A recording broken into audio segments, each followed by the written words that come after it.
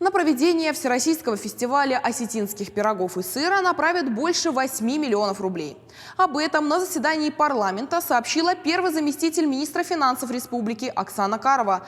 В этом году ежегодный фестиваль планируют провести более масштабно, чтобы привлечь туристов в регион.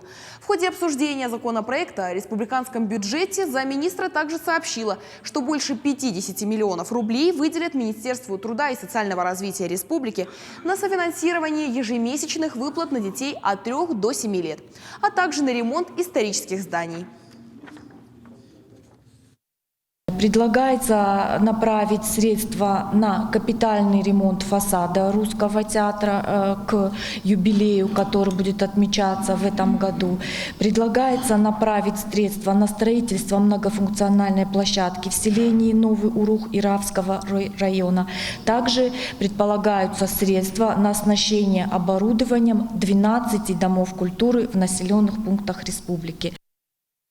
Это было первое заседание в 2021 году, и парламентарии также наметили планы на весь будущий год. Депутаты приняли в первом чтении законопроект об упрощенной системе налогообложения, который предстоит проработать для принятия на следующем заседании.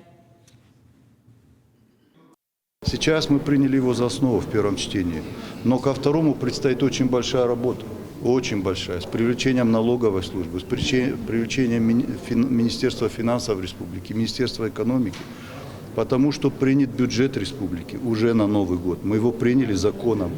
Установлены параметры бюджета, то есть доходы и расходы. И бюджет обсчитывался, формировался по старой системе налогов. И сегодняшнее внесение изменений потребует очень внимательных расчетов.